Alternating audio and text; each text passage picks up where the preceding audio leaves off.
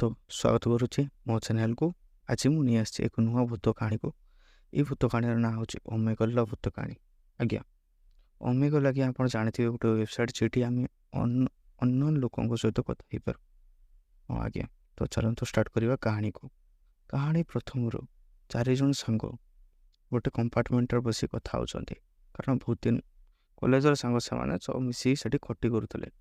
तो भर जड़े सांग कहला एमती कथा होते पड़ा ओमेगल कथा। तो ओमेगल तो समझ कहले ओमेगल बढ़िया यार, ये बहुत भल भल झील सहित कथा होगा मिले। तो आज जन सांग कहला हाँ सेटा तो ठीक, किंतु मो रूम रे जड़े भाई अच्छा मोठू बड़, से कहते कि सी ओमेगल जे सांग थे से गायब हो गले। कारण दिने से ओमेगल कथा होते गोटे गोटे कला जादू कर लोक आसला स्क्रीन रे ओमेगल अननोन। तापर से कौन कहला कि जाने से कला जादू कले। तापर किछि दिन है सी एमती ओमेगल ही रोते रूम रू कला जादूर वस्तु मिलूला। तार किछि दिन पर से रूम रू गायब हो गले। आज्ञा गायब हो गला पर सीसीटीवी चेक कले पर भी खोज आज पर्यंत मिल पार ना। 2 ରୁ 5 वर्ष हो सारा एमती कोई समस्त डरीगले, कि किसी डर नुले जहाँ समस्ते फालतू भावुले, कारण एमती किसी हुए भावुले। भर जड़े सांग भारी कहला एगुड़ा सब फालतू जिन छाड़, आज आम एक्सपेरिमेंट करके देखा सी गायब हो पार्छु और आम भी गायब हो पार कि।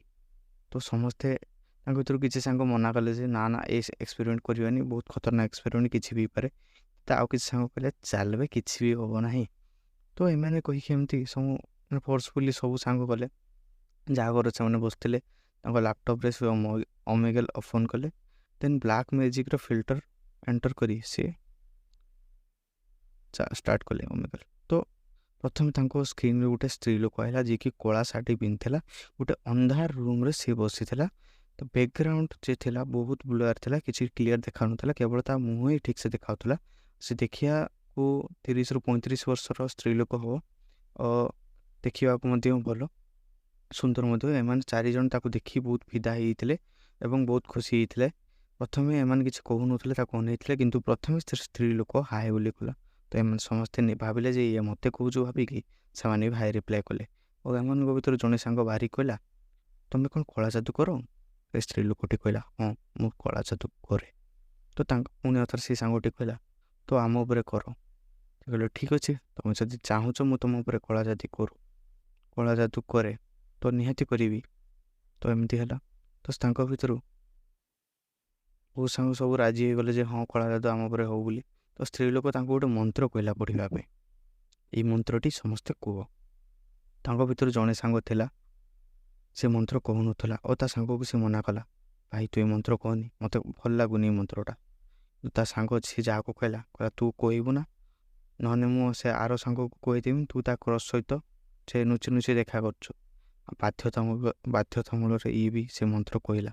तो सब मंत्र कहला पर सी चार गोटे लेंबू समस्त से मंत्र पढ़ी सारा पर हठात कि हाथ जोड़ी से गोटे लेंबू खोलदेला और से लेंबू को छुरी रे काटिदेला। काटी सारा पर से ब्लड बाहला। आज्ञा से लेंबू ब्लड बाहला। तब से ब्लड को से 4टी कंडे देखला और समस्त जन जन ना कही से लेंबू थी ब्लड को तांको पकेला। तापर कहला मुझे जहाँ भी करी तुम सहित हम।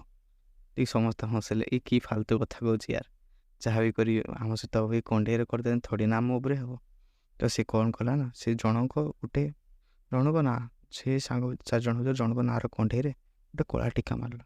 एटी था मुंडर कला टीका मार लगिगला। आज्ञा समस्ते देखिए हठात कि डरी गले। तापर एमती से समस्त मुंडर माने कंडे जे समस्त नारे थिला समस्त मुंडर कला टीका मारला। तो समस्त मुंडर आज्ञा कला टीका लगी भी गला। यह देखी हृदय थरीगला। आज्ञा कारण एमती भी हो पारे कला जादूरे। तब धीरे धीरे से चेयर रू उठिले, से स्त्री लोकटी उठीगला। से उठिला ता पछआड़े गोटे झील बसला जे कि 15 ରୁ 16 वर्ष थी। मान सी मरी जाता ता शरीर जी मांस सड़ी जाता एवं ता कंकाल देखा से देहरे पोक भी लगे पोक लगे माछी माछी बहुत खराब देखा। एम देखिकी से माने बहुत चमकी गले से जिनटा को। तब से कहानी कहवाक लगे जे तुम भली किसी माने अमीर बापर पुओ मैंने एमती मो ଭଉଣୀକୁ ଗାଡ଼ିରେ କୁଟିକି ମାରି ଦେଇଥିଲେ। ତାପରେ ତାଙ୍କ ନାଁରେ କେସ୍ କଲା ପରେ ସେମାନେ ପୁଲିସ ବାଲାଙ୍କୁ ପଇସା ଦେଇକି ବଞ୍ଚି ଯାଇଥିଲେ। ତ ସେ ମୋ ଭଉଣୀ ମରିଯାଇଛି, କିନ୍ତୁ ଆଜି ପର୍ଯ୍ୟନ୍ତ ତା'ର ଇନସାଫ ସେ ପାଇପାରି ନାହିଁ। ତ ସେଇଥିପାଇଁ ସେ କଳା ଯାଦୁ କରି ଶିଖି ତ ସେଇ କିଛି ଖୋଜି ଆଣିଛନ୍ତି ଯେ କଳା ଯାଦୁ ଦ୍ୱାରା ସେ ତାଙ୍କ ଭଉଣୀକୁ ଜୀବିତ କରିପାରିବେ। ତ ସେଇ ପ୍ରୟାସରେ ସେ ଲାଗିଛନ୍ତି ଯେ ଏମିତି କିଛି କିଛି ମାନେ ପାପି ଯେଉଁ ଧନୀ ଲୋକର ପୁଅମାନଙ୍କୁ ମାରି ସେ ତାଙ୍କ ଭଉଣୀକୁ ବଞ୍ଚାଇବେ। ତ ସେ ଆଜି ତାଙ୍କ ପାଳି ପଡ଼ିଯାଇଛି। ତ ଏମିତି ଗୋଟେ ସେ ଭଉଣୀଙ୍କ ଆଗରେ ଗୋଟେ କଳା ରେଡ଼୍ର ଗୋଟେ ରାଉଣ୍ଡ ସର୍କଲ୍ ଥିଲା, ଯେଉଁଠି ମହମବତୀ ଜଳୁଥିଲା। ସେ ସେଠି ବସି ମନ୍ତ୍ର ପଢ଼ିବାକୁ ଲାଗିଲା।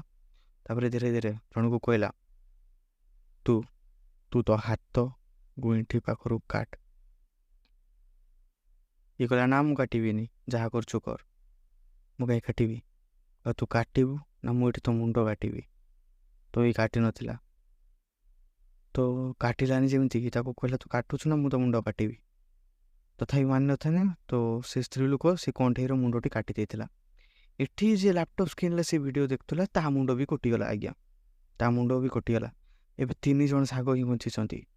3 ଜଣ ସାଙ୍ଗ ଭିତରେ ଆଉ ଜଣକୁ ସେ କହିଲା, ତୋ ଦାନ୍ତରେ ତୁ ଜୀଭ କାମୁଡ଼ିକି ଅଲଗା କରିକି ମୋତେ ବଳିଦାନ ଦେ, ଦେନ୍ ମୁଁ ତୋତେ ଛାଡ଼ିଦେବି। ସେ କହିଲା, ନା ମୁଁ ଏଇଟା କରିବିନି। ତାପରେ କ'ଣ ହେଲା ନା, ସେ କହିଲା, ତୁ କରିବୁ ନା ମୁଁ ତୋ ବେକ କାଟିବି। ତ 3 ଜଣ ସାଙ୍ଗ ଯେତେବେଳେ କହିଲେ, ଜଲ୍ଦି ଲ୍ୟାପଟପ୍ ବନ୍ଦ କର। ସେ ଲ୍ୟାପଟପ୍ ବନ୍ଦ କରିଦେଇକି ଯାଉଥିଲା, ଏଇ ଆଉ ଜଣଙ୍କର ବେକ କାଟିଦେଲା। ଆଜ୍ଞା, ତ ଆଉ ଜଣେ ସାଙ୍ଗ ମରିଗଲା। ତ ଆଉ ଜଣେ ସାଙ୍ଗ ଏହା ଦେଖି ଡରିକି ସେ ଧାଉଁଥିଲା। ସେ କଣ୍ଢେଇର ସେ ତା ଗୋଡ଼ ମୋଡ଼ିଦେଲା, ସେ ସାଙ୍ଗ ବି ସେଠି ପଡ଼ିଗଲା। ଆଜ୍ଞା, ଆଉ ଜଣେ ସାଙ୍ଗ ବଞ୍ଚି, 2 ଜଣ ସାଙ୍ଗର ଜଣେ ସାଙ୍ଗର ଗୋଡ଼ ମୋଡ଼ି ଯାଇଛି, ପୁରା ଉଲ୍ଟି ହେଇଛି। ଆଜ୍ଞା, ଆଉ ଜଣେ ସାଙ୍ଗ ବସିଛି। ତ ସେମାନେ ବି ସେରକ ବହୁତ ଖରାପ କାମ କରିଥିଲେ। ତାଙ୍କ ସ୍କୁଲରେ ଗୋଟେ ଛୁଆ ପଢ଼ୁଥିଲା, ଯେହେତୁ ଏମାନେ ଧନୀ ଘର ଲୋକ ଥିଲେ, ମାନେ କାର୍ ଯାଉଥିଲେ, ସେ ପିଲାଟି ସାଇକେଲ ଆସୁଥିଲା, ଗରିବ ଥିଲା, କିନ୍ତୁ ଭଲ ପାଠ ପଢ଼ି ପାରୁଥିଲା। ଦିନେ ଏମିତି ଶିକ୍ଷକ ଗୋଟେ କ୍ୱେଶ୍ଚନ୍ ପଚାରିଥିଲେ, ଯାହା ସେ ଗରିବ ପିଲାଟି ଉତ୍ତର ଦେଇଥିଲା। କିନ୍ତୁ ଯେହେତୁ ଏମାନେ ଧନୀ ଲୋକର ପିଲାମାନେ ଉତ୍ତର ଦେଇନଥିଲେ, ତ ସେମାନେ ଗାଳି ଦେଇଥିଲେ ଶିକ୍ଷକ ତାକୁ। ତ ଏହି ରାଗରେ ସେମାନେ ତାକୁ ବହୁତ ପିଟାମରା କରିଥିଲେ। ଏମିତି ବି ସେମାନେ ବହୁତ ଖରାପ କାମ କରିଥିଲେ, କିନ୍ତୁ ଯେହେତୁ ତାଙ୍କ ବାପାଙ୍କର ପଇସା ଅଛି ତ ସେମାନେ ବଞ୍ଚି ଯାଉଥିଲେ। ତ ଏମିତି ସବୁ କାହାଣୀ ସବୁ ମାନିଲେ ସେମାନେ ପୁଅ ଛୁଆ। ତଥାପି ସେ କହିଲା, ଲାଷ୍ଟରେ ଜଣକୁ କହିଲା, ତୁ ତୋ ଗୋଡ଼ କାଟ, ଅଧାରୁ ଗୁଇଁଠିରୁ ଗୋଡ଼ଟା କାଟିବୁ, ଦେନ୍ ମୋତେ ଦେବୁ, ଦେନ୍ ମୁଁ ତ ଛାଡ଼ିଦେବି।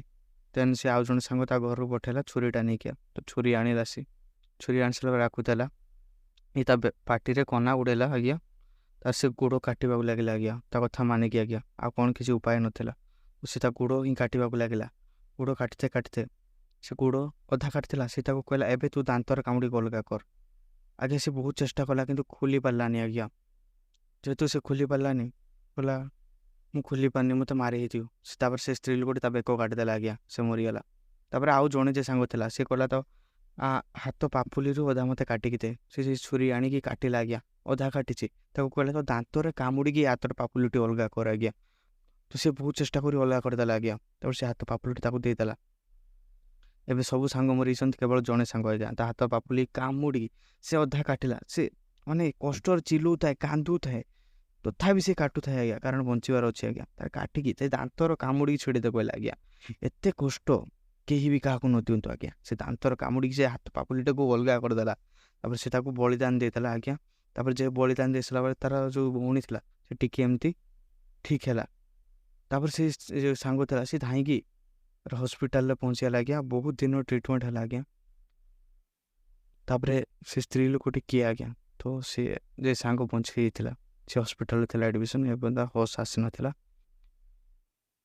ଯେଉଁ ସ୍ତ୍ରୀ ଲୋକ ଥିଲା, ଏମିତି ବହୁତ ଜଣ ମାନେ ଧନୀ ଲୋକଙ୍କୁ ସେମାନେ ପାପି କରିଥିଲେ, ଧନୀ ଲୋକ ବୋଉଙ୍କୁ ଧରି ହୁଏତ ତା ଭଉଣୀକି ଠିକ୍ ବି କରିଦେଇଥିବ। ଆଜ୍ଞା, ତ ଆପଣ ଏହି କାହାଣୀରୁ କେମିତି ଲାଗିଲା? ବହୁତ ଖତରନାକ କାହାଣୀ। ଆଜ୍ଞା, ଯଦି ଭଲ ଲାଗିଲା ଲାଇକ୍ କରନ୍ତୁ।